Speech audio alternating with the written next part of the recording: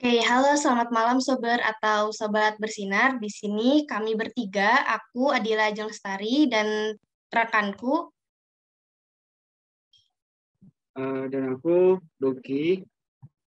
Dan aku Tania.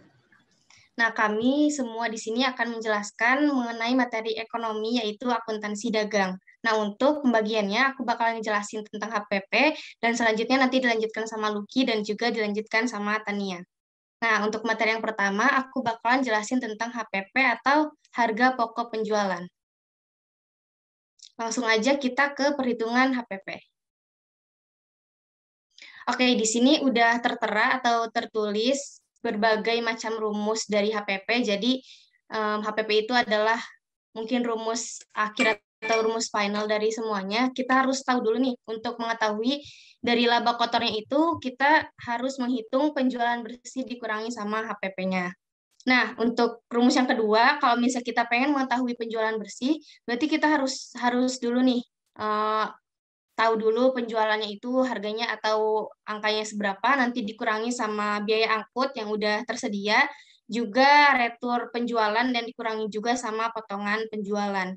Terus kalau misalnya untuk rumus yang ketiga atau rumus utama nih dari materi hari ini yaitu HPP, kalau misalnya kita pengen tahu rumus atau rumus dari HPP ini kita harus tahu dulu persediaan awal, nanti persediaan awalnya dijumlahkan sama pembelian bersih, dan nanti dikurangi sama persediaan akhir. Nah, di sini kan di rumus HPP ada yang namanya pembelian bersih. Nah, untuk mengetahui pembelian bersihnya itu berapa, kita harus menghitung dulu dari pembelian, dikurangi biaya angkut, juga nanti dikurangi sama retur pembelian, dan yang terakhir dikurangi juga sama potongan pembelian. Oke, kita next ke penjelasan selanjutnya. Nah, di sini ada di sebelah kiri, kita udah tahu kalau misalnya pengen tahu yang namanya laba bersih itu harus menjumlahkan atau menghitung laba kotor dikurangi sama beban usaha. Nah, kalau yang di beban usaha ini kita ada dibagi menjadi dua bagian atau dua jenis. Jadi yang pertama ada yang namanya beban operasional dan yang kedua ada yang namanya beban non operasional. Nah, apa sih bedanya antara beban operasional dan juga beban non operasional? Jadi yang pertama nih, kita bahas dulu yang namanya beban operasional. Kalau beban operasional adalah beban atau suatu biaya yang merupakan pengeluaran untuk melaksanakan kegiatan pokok perusahaan. Jadi, dia berfokus ke kegiatan pokok suatu perusahaan itu dalam memproduksi barang atau memproduksi sesuatu. Dan kalau misalnya untuk biaya atau beban operasional ini, dia terdiri dari fixed cost atau biaya tetap dan juga variable cost atau biaya variabel. Nah, untuk jenis yang kedua yaitu ada yang namanya beban non-operasional. Kalau beban non-operasional ini dia adalah beban atau suatu biaya yang merupakan pengeluaran untuk hal-hal yang tidak berkaitan langsung dengan kegiatan produk perusahaan. Atau kalau misalnya untuk contohnya itu dia termasuknya ada biaya pemasaran, biaya sewa, dan juga biaya administrasi. Oke, kita next ke materi selanjutnya.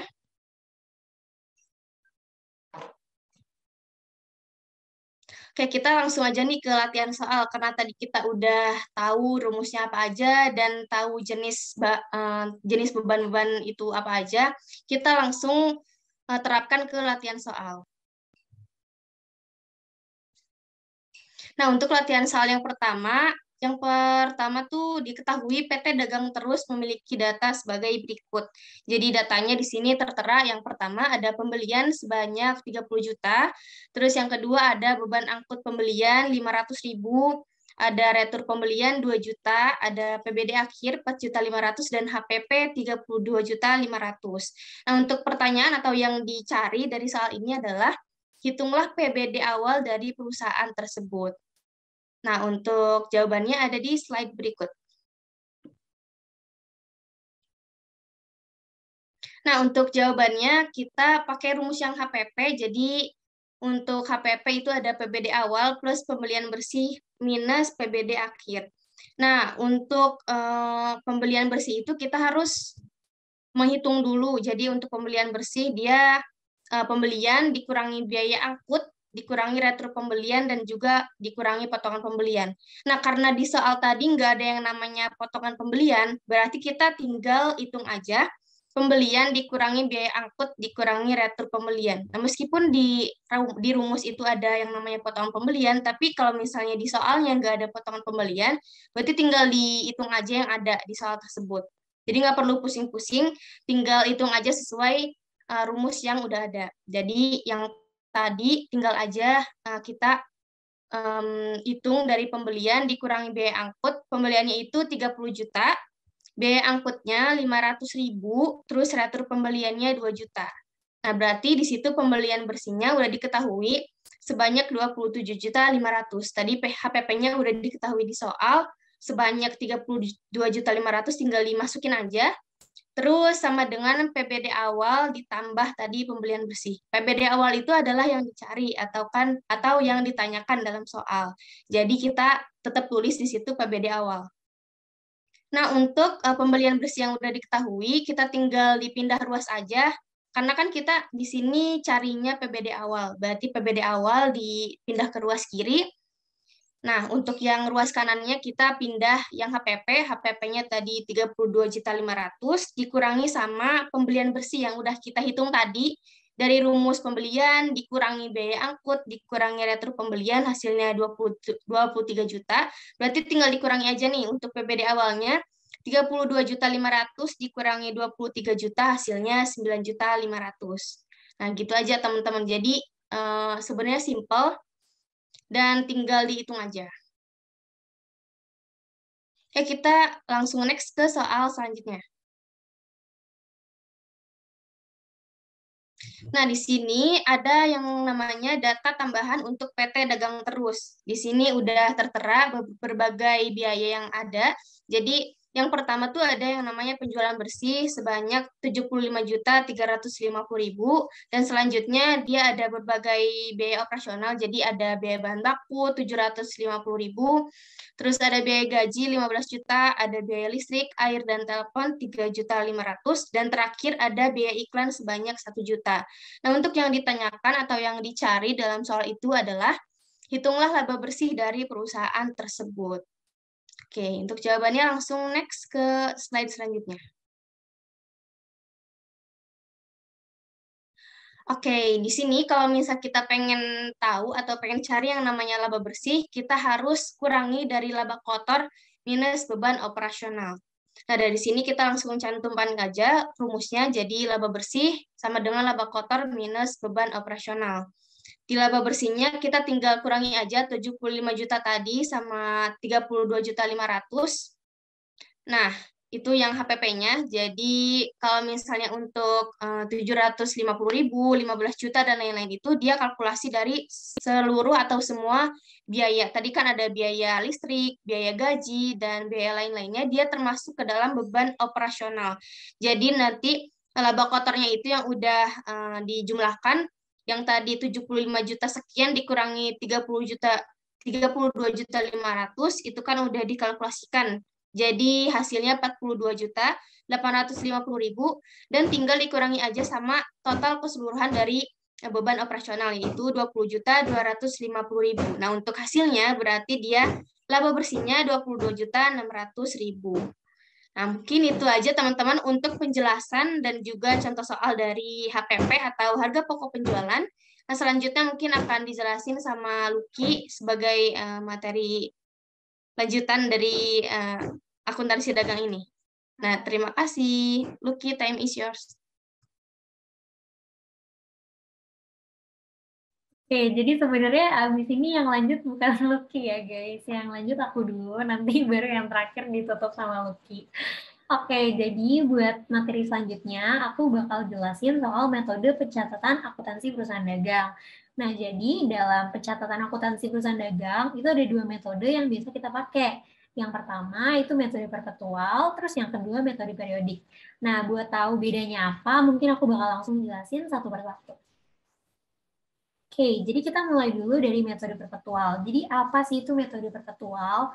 Metode perpetual itu metode pencatatan persediaan di mana perusahaan itu akan melakukan pencatatan terhadap transaksi yang berhubungan dengan persediaan secara terus-menerus. Jadi maksudnya di sini itu tiap kali perusahaan mengalami transaksi yang berhubungan sama persediaan, kita tuh harus catat persediaannya gitu.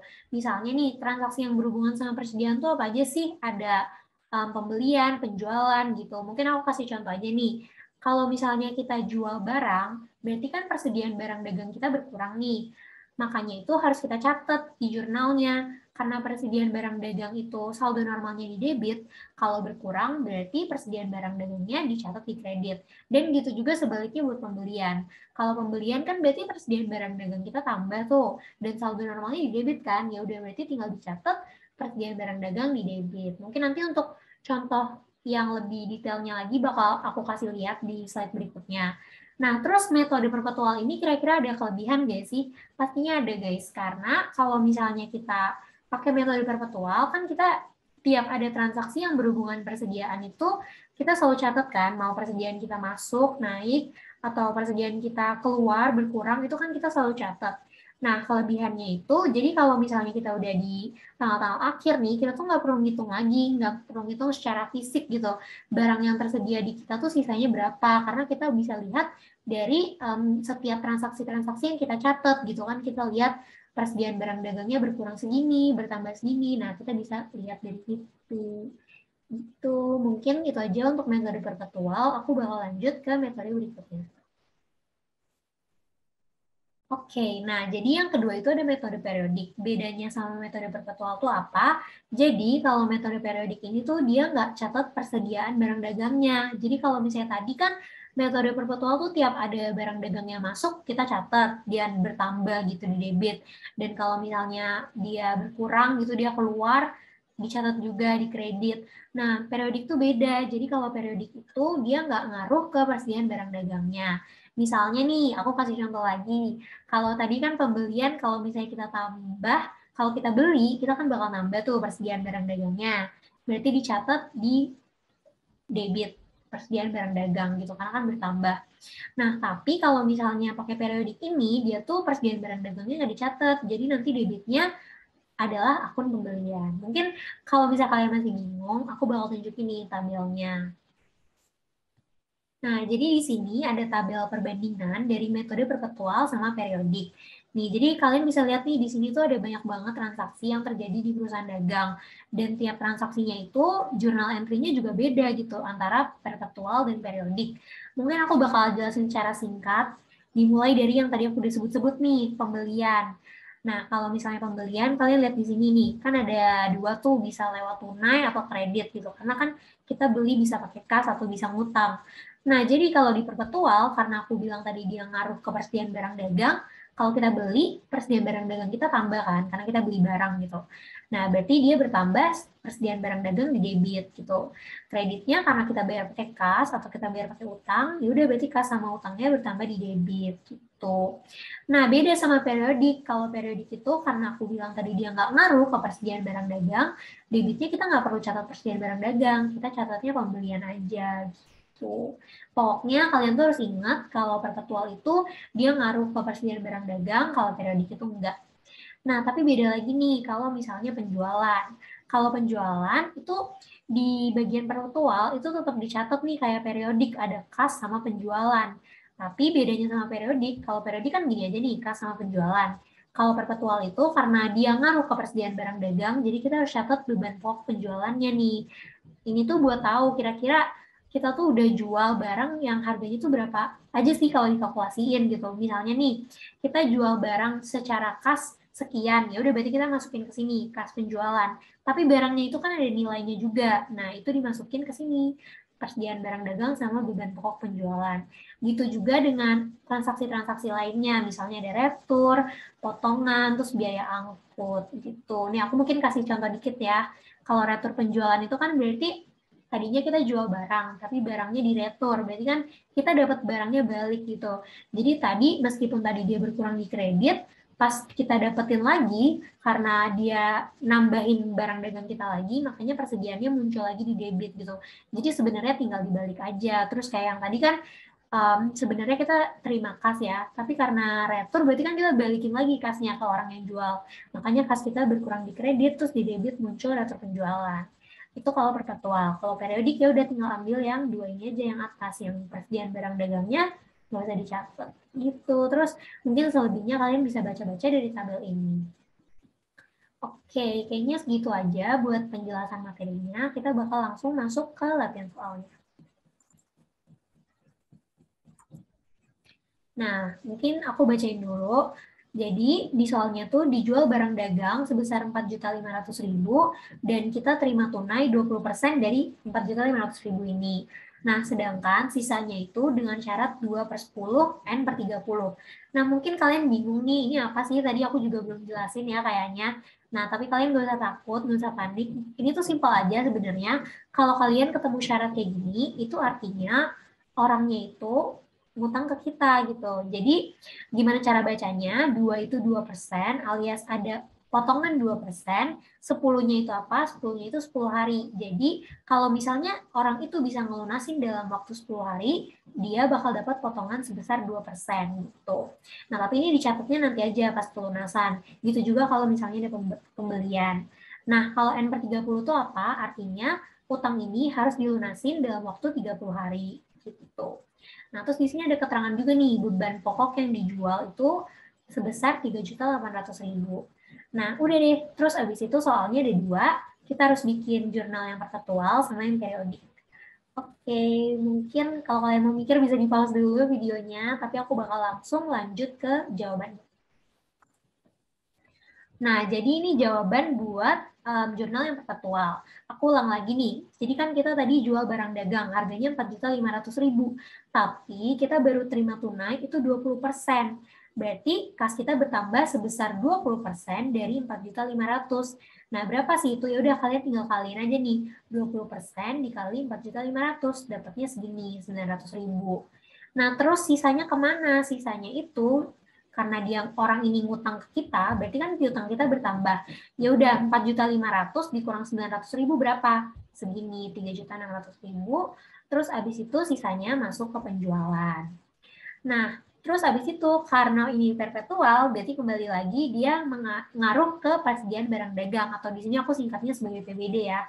Karena dia jual, berarti kan persediaan barang dagangnya berkurang. Ya udah berarti dikredit persediaan barang dagangnya sesuai dengan beban pokok yang dijual. Di sini udah diketahui juga nih. Udah deh, terus debitnya tinggal masukin beban pokok penjualan sebesar 3.800.000.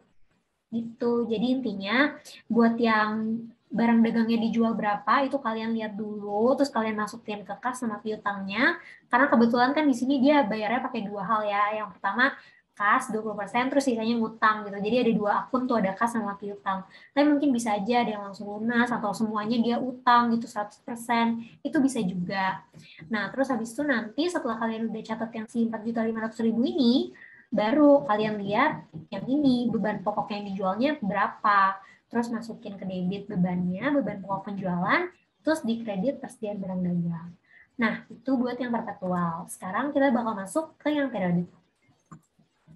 Oke, jadi sebenarnya kalau periodik itu mirip-mirip aja sama yang tadi, tapi bedanya karena dia nggak ngaruh ke persediaan barang dagang, jadi beban pokok ini yang di bawah ini, yang 3.800.000 ini tuh nggak perlu kalian perhatiin gitu. Karena kan dia nggak perlu masukin beban pokok sama persediaan barang dagang. Jadi ya udah, yang kita lihat cuma yang bagian pertama nih. Kita dapat kas sebesar 20% dari harganya, terus sisanya mereka ngutang, berarti kita dapat piutang. Terus udah deh, terakhirnya itu penjualan. Jadi kalau kalian bandingin sama yang tadi, nih, dia tuh sebenarnya sama aja, tapi bedanya yang bawah tuh nggak dicatat. Gitu deh. Udah, itu sekian aja materi dari metode perpetual dan periodik. Berikut juga latihan soalnya. Selanjutnya bakal dilanjutkan sama Lucky. Oke, thank you Dila sama Tania. Oke, sekarang kita lanjut di materi akun dagang lagi, yang ketiga, jurnal penyesuaian. Oke, sebenarnya jujur jurnal penyesuaian ini di UTBK jarang ada, tapi nggak apa dimasukin aja. Soalnya yang paling sering tuh yang kedua tadi, yang kita perhitungan HPP sama metode perpetual sama periodik. Jadi semoga yang tadi kalau belum paham diingat-ingat lagi, ditonton lagi kalau di YouTube-nya. Oke. Terus kita balik lagi nih ke jurnal penyesuaian. Jadi nggak hanya perusahaan jasa aja nih yang punya jurnal penyesuaian, tetapi perusahaan dagang tuh juga harus punya. Soalnya kita balik lagi nih ke pengertian jurnal penyesuaian atau ayat jurnal penyesuaian. Pengertiannya adalah jurnal yang dibuat pada akhir periode yang mana bertujuan untuk menyelesaikan saldo-saldo perkiraan atau akun-akun, baik itu akun real yang isinya ada harta, kewajiban, dan modal maupun akun nominal, yaitu pendapatan dan beban, agar kiranya menunjukkan keadaan yang sebenarnya. Ayat jurnal penyesuaian dibuat sebelum membuat kertas kerja atau worksheet dan juga laporan keuangan.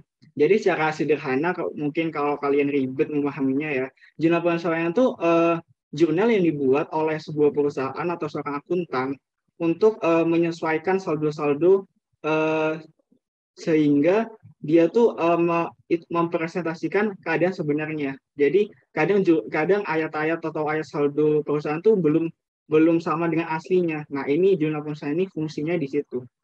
Oke, bisa lanjut.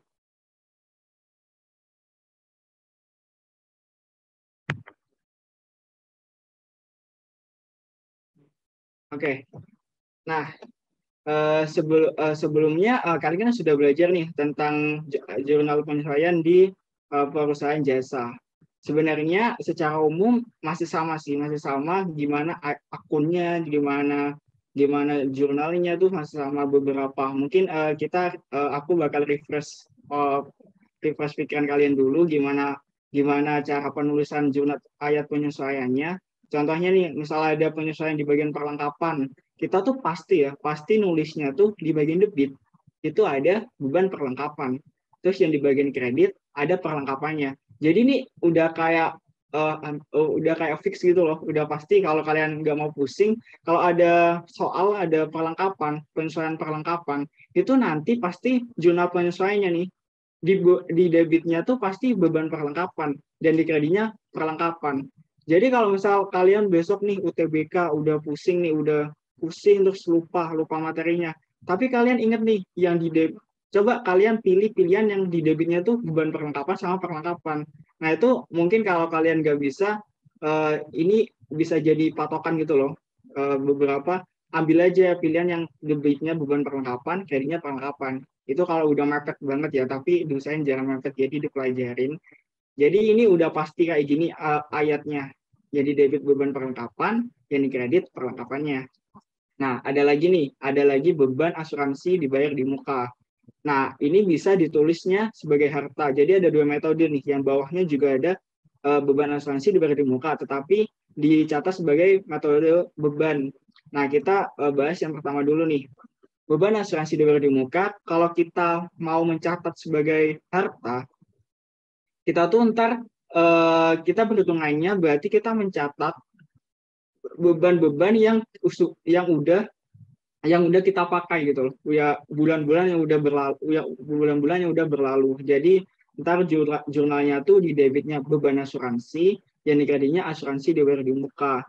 Terus yang bagian beban ini sebenarnya tinggal dibalik aja. Jadi ntar kita pakai saldo dengan bulan atau dengan saldo yang bulannya belum kita lalui gitu. Jadi bulan ke depannya.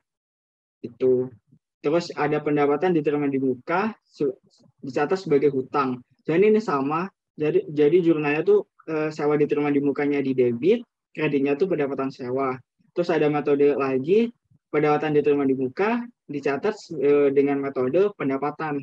Nah ini sebenarnya cuma dibalik aja. Jadi kalau kalian nggak mau pusing, kalian hafalin aja, pasti kayak gini kok, jurnalnya kayak gini. Tergantung soalnya mau mintanya harta atau beban. Nah, itu tinggal kalau hafalin satu aja, misal hafalin yang kalau dibayar di muka, itu pasti beban asuransi dibayar di muka.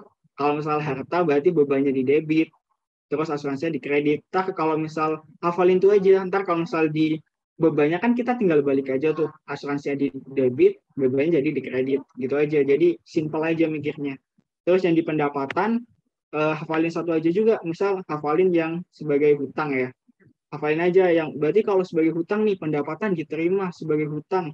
Apa ya kemarin? Oh iya yang di debit tuh sewa diterima di muka, terus yang kreditnya pendapatan sewa. Nah itu kalau soalnya sebagai hutang ya. Ntar kalau misal soalnya diganti lagi dengan harus ditulis sebagai pendapatan. Berarti kalau kalian udah ingat yang sebagai hutang, otomatis kalian juga ingat yang sebagai pendapatan. Soalnya itu tinggal dibalik aja jurnalnya.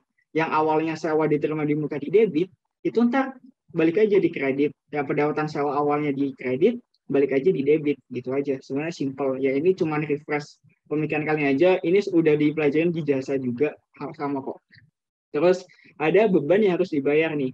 Ada beban gaji sama utang gaji. Mungkin kalian bagi kalian yang agak lupa, gimana sih logikanya ada beban yang masih harus dibayar. Misal nih penutupan kan. Setiap perusahaan tuh kadang kita menyelesaikan tuh setiap bulan atau setiap tahun. Nah, ada nih beban gaji yang ternyata belum dibayar nih sama perusahaannya. Sama perusahaan tuh ada orang atau karyawan yang belum dibayar gajinya ternyata belum dicatat gitu. Nah, itu kita antar penyesuaiannya pakai beban yang masih harus dibayar. Jadi misal ada dua orang karyawan yang belum dibayar. Setiap karyawan itu harusnya dapat 1 juta. Nah, ini kan ada 2 nih. Berarti ada 2 juta duit yang harus keluar. Sedangkan di aslinya tuh di laporan kita tuh belum keluar ini duit. Jadi kita harus nyesuaiin keadaan sebenarnya. Jadi kita akuin dulu beban gajinya, utang kita berapa? 2 juta kan. Berarti beban gajinya 2 juta, utang gajinya juga 2 juta. Jadi tidak usah bingung, pokoknya ingat balance. Kalau misalnya beban gaji 2 juta, utang gaji pasti 2 juta. Soalnya akunnya kan cuma 2. Jadi ya debit sama kredit jangan lupa harus balance. Kalau misalnya yang debit 1 juta, utang gaji 1 juta. Debit 2 juta, utang gaji 2 juta gitu. Jangan lupa ya. Prinsip utama akuntansi harus balance. Terus yang terakhir ada penyusutan aktiva tetap nih.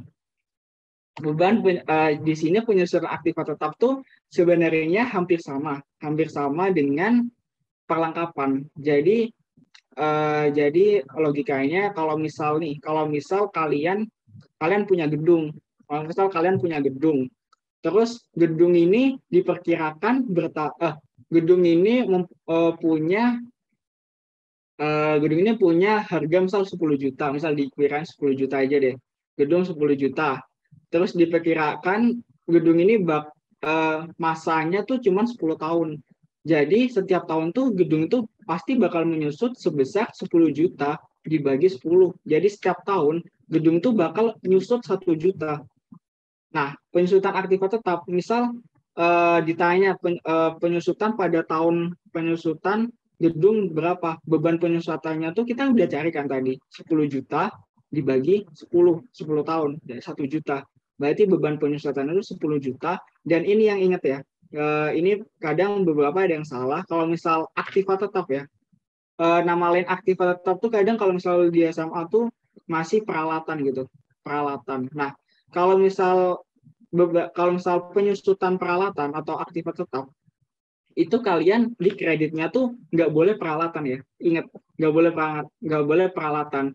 Kalian jangan terkecoh dengan yang penyesuaian yang perlengkapan tadi. Kalau perlengkapan tadi kan di kreditnya perlengkapan. Nah, kalau peralatan tuh kreditnya tuh jangan peralatan juga. Jadi harus ada akun baru namanya akumulasi penyusutan peralatan. Kenapa sih kita nggak boleh mengkredit peralatan?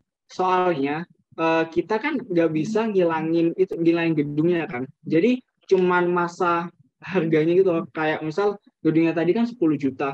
Nah, semakin tahun kan gedungnya sebenarnya masih tetap di situ kan. Cuman harganya aja, misal cuman masa nilai gedungnya tuh berkurang, tapi kan gedungnya masih ada.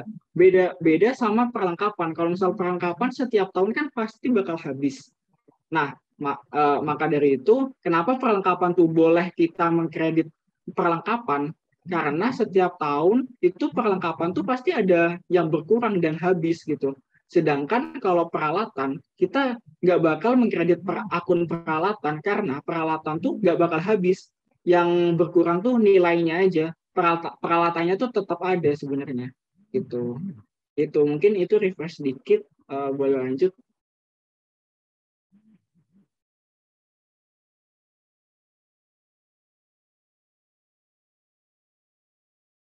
Nah, ini nih yang tadi kita udah itu ya, udah bahas ayat penyesuaian atau jurnal penyesuaian yang sama persis nih antara perusahaan jasa dan perusahaan dagang. Nah, yang tadi tuh persis banget tuh, sama banget sama perusahaan jasa. Tetapi di perusahaan dagang ini ada lagi nih, ada lagi yang agak beda antara perusahaan jasa dan perusahaan dagang. Kenapa beda? Soalnya di perusahaan dagang kan kita dapat akun-akun baru. Dari tadi awal kan kita udah tahu nih HPP, harga pokok penjualan. Terus ada akun pembelian, ada akun penjualan, ada akun retur. Nah, itu kan akun-akun baru nih yang di perusahaan jasa tuh nggak ada. Sebenarnya kan nggak ada di perusahaan jasa. Nah, baru ada di perusahaan dagang. Nah, karena akun itu, maka ayat penyesuaiannya tuh juga pasti bakal bertambah dong. Dan ini ayat penyesuaian di bagian persediaan barang dagang. Jadi di perusahaan jasa tuh bedanya tuh cuma di sini aja. Yang lainnya tuh ayat penyesuaiannya tuh sama persis sama jasa, cuma ditambah dua apa ya? Bahasanya dua jenis lah, dua jenis persediaan barang dagang tuh gimana cara pencatatan jurnal penyesuaiannya. Nah, kita mulai dari yang pertama nih. Persediaan barang dagang jika menggunakan pendekatan ikhtisar laba rugi. Jadi kalian harus perhatiin banget ya soalnya. Soalnya tuh mintanya apa sih? Mintanya pendekatan ikhtisar laba rugi atau pendekatan harga pokok penjualan atau HPP. Jadi kalian kalau misal baca soal harus teliti juga mintanya apa ikhtisar apa HPP gitu aja ya. Ya kita balik lagi gimana sih cara kita nulis jurnal penyesuaiannya kalau misal diminta dengan pendekatan ikhtisar laba rugi. Nah, ini simpel banget nih. Kalian cuman balik-balik aja sebenarnya. Jadi kalau misal ditanya gini, jurnalnya di debit tuh ikhtisar laba rugi. Yang dikredit persediaan awal barang dagang. Terus yang di debit lagi ada persediaan akhir barang dagang, di kredit ada ikhtisar laba rugi. Nah, nanti tuh nilainya pasti beda. Jadi ikhtisar laba rugi yang pertama misal 10 juta. Nah, persediaan awal juga pasti 10 juta. Terus kalau persediaan akhir barang itu 15 juta, ikhtisar laba rugi yang bawah tuh 15 juta. Gitu aja. Yang penting ntar kalau di jumlah debit kreditnya juga pasti balance gitu. Nah, yang kedua, kita masuk nih ke persediaan barang dagang jika menggunakan pendekatan harga pokok penjualan atau HPP. Nah, ini yang mungkin agak ribet, agak panjang jurnalnya. Harus kita masukkan beberapa akun atau beberapa saldo yang agak ribet, jujur. Kalau misal HPP, misal yang pendekatan HPP, kita harus ngafalin nih beberapa gimana sih cara pencatatannya. Dan ini pasti fix ya, kayak pasti kalau misal kalian tuh harus ngafal juga di akuntansi, jangan mikir akuntansi cuma ngitung aja nih. Nah, sedang akuntansi itu sebenarnya ada hafalan guys, kayak kita ngafalin nih jurnalnya pencatatannya harus gimana, di debitnya apa, di kreditnya apa. Nah, di sini nih hafalan kalian tuh diuji juga. Kalau misal kalau pendekatan harga pokok penjualan, kita mendebit HPP. HPP-nya di debit, terus di kredit dulu persediaan awal barang dagang, terus ada pembeliannya di kredit juga, beban akun pembelian di kredit juga, terus yang di debit lagi persediaan akhir barang dagang, terus ada retur pembelian, potongan pembelian, dan ada di kredit lagi ikhtisar laba rugi. Jadi ini emang agak kompleks, mungkin dihafalin aja atau sering latihan tuh pasti berguna lah gitu. Mungkin materinya itu aja sih. Kalau misalnya penyesuaian nggak banyak banget. Misal ini kita mau latihan aja deh, latihan soal.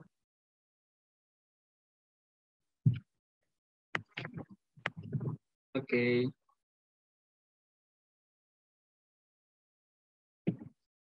Oke nih, kita mungkin berangkat dari yang paling yang mudah-mudah dulu ya. Kita refresh lagi nih. Masih ingat nggak sih kalian pada ayat penyesuaian?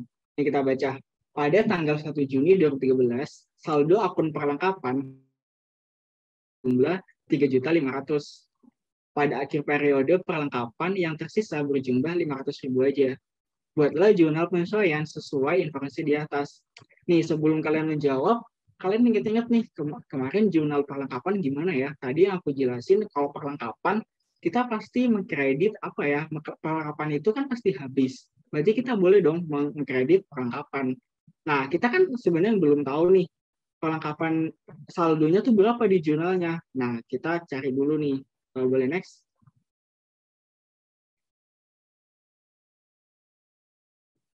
Nah, tadi kan diketahui nih, perlengkapan awal kita tuh sebesar 3.500.000. Sedangkan perlengkapan yang masih kita pegang itu 500.000. Nah, yang kita cari itu kan yang hilang, maksudnya yang udah habis kan. Nah, gimana sih cara kita cari yang udah habis? Ya berarti tinggal ngurangin aja kan. Yang awalnya ada 3.500.000, sekarang sisa 500.000. Berarti yang udah kepakai berapa? 3 juta dong. 3.500.000 dikurangin 500.000. Berarti 3 juta kan. Berarti, ya udah, berarti itu yang habis dipakai. Berarti 3 juta itu yang udah gak ada nih di perusahaan kamu, udah gak ada. Misal kalian belum kebayang nih logikanya gimana. Misal kalian punya apa ya? Misalnya kalian punya usaha salon, udah usaha salon. Nah, salon kan pasti ada nih. Aku nggak tahu salon apa ya. Salon misal perlengkapannya semir misal.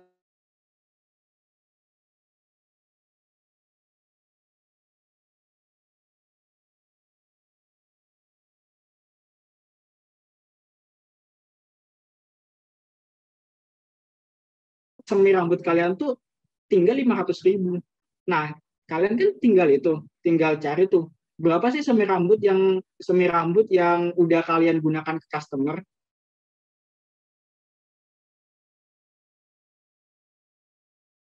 3 juta tuh udah habis, udah semirnya udah kepake nih, udah hilang. Oh, oke. Tadi nyampe mana? Sorry, aku hilang ya suaranya. Ya mungkin bisa diulang aja yang slide ini. Oh, oke. Mungkin suaranya hilang bagusan ya. Jadi gini, jadi jawabannya kan kita tadi tahu nih soalnya kita barang perlengkapan awalnya 3.500.000. Sedangkan perlengkapan yang masih ada di kita itu 500.000. Nah, berapa sih perlengkapan yang udah habis gitu loh, udah kepake, udah kita nggak punya lagi. Berarti kan tinggal simpel aja, 3.500.000 dikurangin 500.000, 3 juta. Nah, ya udah, itu 3 juta tuh udah buat kita nyesuaiin nih. 3 juta tuh harus hilang nih di akun perlengkapan. Nah, udah langsung aja kita inget nih, kalau misal penyelesaian perlengkapan, gimana nih jurnalnya? Debitnya kan pasti beban perlengkapan, kreditnya pasti perlengkapan dong. Nah, berapa nih saldonya? Saldonya yang udah kita cari tadi, 3 juta, di beban perlengkapannya juga 3 juta. Gitu. Ini kalau misal di soalnya itu, misal langsung diketahui nih, perlengkapan awal 3.500.000. Sedangkan perlengkapan yang sudah dipakai itu sebesar 3 juta. Nah, kalian nggak perlu ngurangin 3.500.000 dikurangin 3 juta. Soalnya tuh udah dikasih tahu perlengkapan yang sudah dipakai itu 3 juta. Berarti langsung aja masukin ke jurnalnya, nggak usah dikurangin. Pokoknya intinya kalau misalnya perlengkapan, kita tuh cari yang udah hilang, udah digunakan. Gitu guys. Ini gitu aja sih, ini refresh aja. Kita masuk ke bagian agak pusingnya. Next. Oke. Dalam neraca saldo PD Nusa ya. PD Nusa 30 Desember 2013, akun persediaan barang dagang seharga 145 juta. Nah, sedangkan data penyesuaian harga persediaan barang dagang akhirnya itu ada 122.500.000. Nah, buatlah jurnal penyesuaian dengan pendekatan ikhtisar laba rugi. Nah, ingat dong, kita kalau misal penyelesaian persediaan barang dagang ada 2 metode tadi, udah aku jelasin kan. Ada pendekatan ikhtisar laba rugi sama pendekatan HPP. Nah, ini yang disuruh nih ikhtisar laba rugi nih. Ingat kalau misalnya ikhtisar laba rugi itu simple banget jurnalnya, cuma ada 4. Nah, kita next nih, kita jawab bareng-bareng.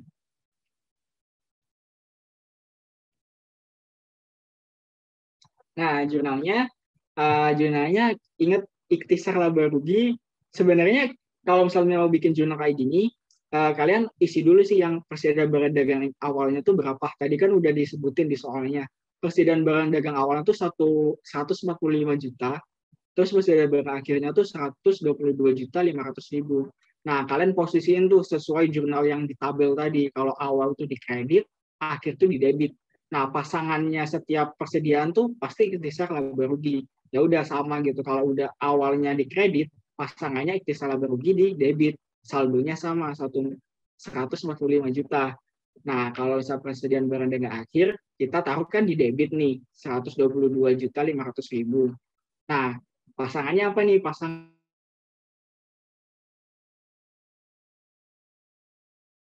Nah, ikhtisar laba rugi itu di kredit sebesar berapa? Sebesar ya udah sama aja kayak di akhir, 122.500.000. Itu guys. Gampang kok, gampang kan?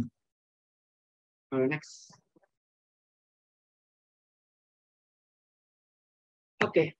Ini ini agak ribet. Dalam neraca saldo PD Nusa, dari tadi PD Nusa ya. PD Nusa diketahui data sebagai berikut. Persediaan barang dagangnya ada 6.500.000. Pembeliannya aja ada 35 juta. Terus ada retur pembeliannya ada 650.000. Beban angkut pembeliannya ada 250.000. Dan potongan pembeliannya ada 200.000. Buatlah jurnal penyesuaian dengan pendekatan HPP. Nah, ini kan tadi mintanya yang pertama tadi ikhtisar laba rugi.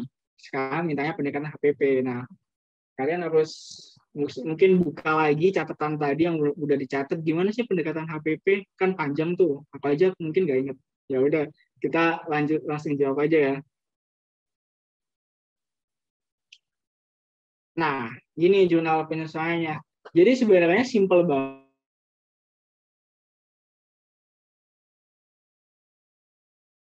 Kita nggak perlu menghitung-hitung gitu loh, udah nggak perlu. Jadi udah tinggal masukin aja. Di pembeliannya tadi ada berapa? Ada 3 juta. Suaranya hilang nggak? Sempat dikit sih, tapi udah aman kok. Oke. Harga. Nah, ini sebenarnya simple, nggak simple sih sebenarnya. Sebenarnya ini jurnalnya sama banget yang kayak kita belajar tadi di tabelnya. Mungkin kalian kalau lupa buka-buka lagi nih, buka-buka tadi udah catatkan harusnya. Nah, simple aja, kalian catat dulu tuh gimana yang di debit apa, di kredit apa, di debitnya apa lagi, di kreditnya apa lagi. Nah, kalau udah dicatat tuh, kita tinggal ngisi saldonya kan. Saldonya berapa? Kita lihat soalnya aja. Di soal kan udah jelas tuh, dirinci banget tuh. Tadi pembeliannya berapa? 35 juta. Beban angkut pembeliannya berapa? 250 juta. Persediaan barang dagang awal berapa? 6.500.000. Nah, kalau yang bagian awal yang atas tuh udah di kreditnya udah kalian masukin semua, kalian nyari HPP yang atas itu cari yang HPP dia yang atas tuh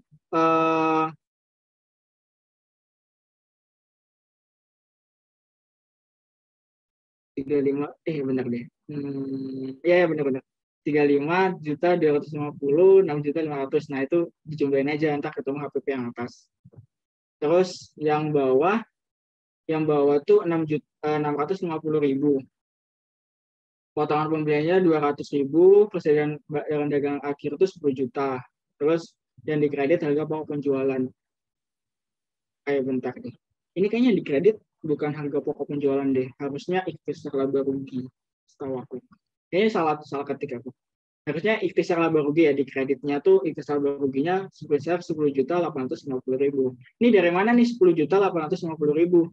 Kalian tinggal nambahin aja yang retur pembelian ditambah potongan pembelian ditambah persediaan barang dagang akhir. Tambah aja tuh, ketemunya 10.850.000.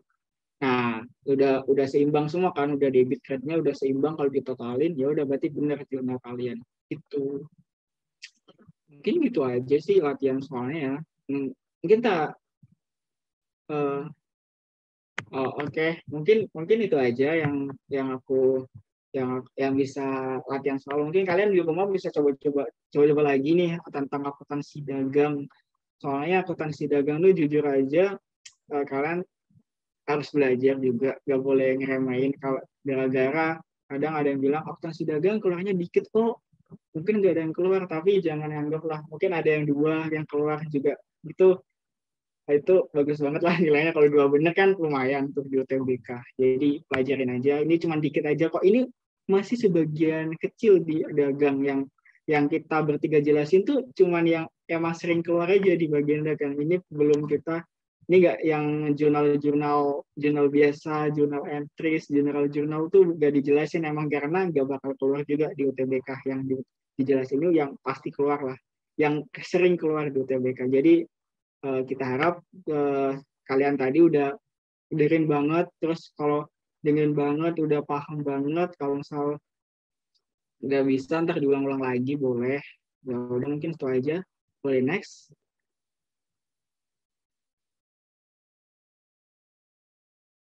Oke, thank you banget udah mau join kelas kita. Aku udah mungkin aku sebagai penutupan ya. Thank you banget udah join kelas kita, udah ngelihat kita ngomong dari sana ke sini, udah ngomong mungkin mungkin agak cepat atau gimana, tapi semoga ilmunya bermanfaat. Kalau misalnya ada yang perlu ditanya atau nggak jelas atau ada mungkin kita ada yang salah nih, salah ketik atau salah penjelasan. Kemarin juga ada, itu langsung DM aja apa dia di Instagram kita ada Katania nih, ada Instagramnya Litania, ada aku, Mengeluki, ada Kak Adila, ada Adila Kutgil. Nah, di situ aja, di DM langsung. Kemarin juga, jadi gak usah ragu nih kalau misalnya mau ngoreksi kita. Kemarin juga ada kok yang ada dari salah satu teman kalian nge-DM aku nih, ngoreksi aku tuh salah penjelasan. Ya udah itu, aku malah seneng banget kalau dikoreksi kayak gitu, berarti aku salah penjelasan. Enggak apa DM aja kalau ada yang salah penjelasan atau mau tanya tuh langsung DM aja gak sungkan ya. Oke, itu aja. Thank you banget guys.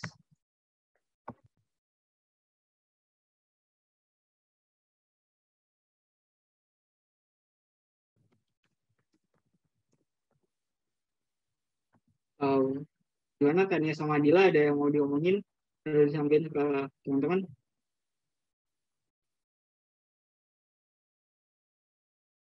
Oke, mungkin di sini aku akan ada mungkin sedikit klarifikasi atau kayak apa ya.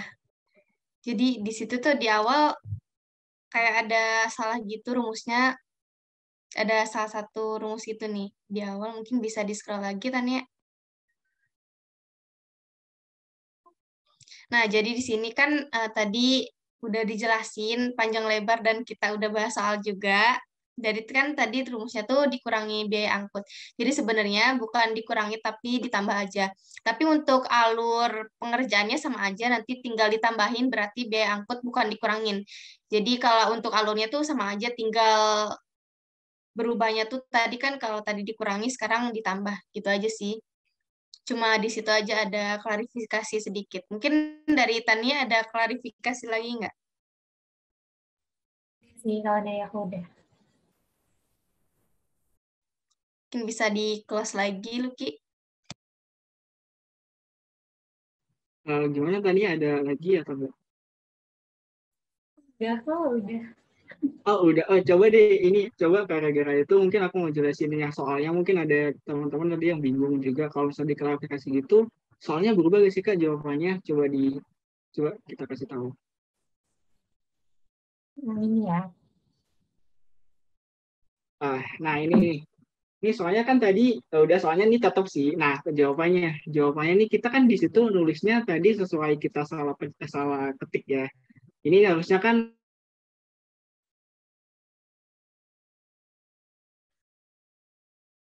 yang itu yang di PDB awal plus itu plus 500.000.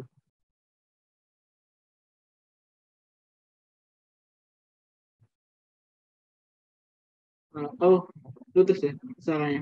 Yang 30 juta dikurangi 500.000 itu harusnya di plus kan. Nah, di plus guys. Jadi tadi maaf salah catatan. Wow guys, oke terus itu entar hasilnya tuh kalau nggak salah, entar ketemunya wait, 2 juta, oh ketemunya ntar tuh di di di yang 23 juta tuh harusnya 24 juta. Coba ganti aja. Maksudnya coret aja gak apa-apa kan. Yang mana lu? Yang 23 juta tuh diganti 24 juta. Yang ini ya. Ya, ya, 24 juta. 24 ya. Yang ini berubah ya berarti.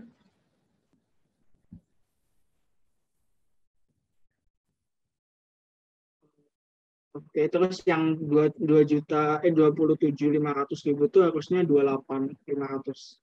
Jadi 28 gitu, 28. Nah, gitu. Terus yang bawah juga 24, 23 diganti 24. Nah, ntar tuh ketemunya hasilnya 8.500.000 gitu, guys.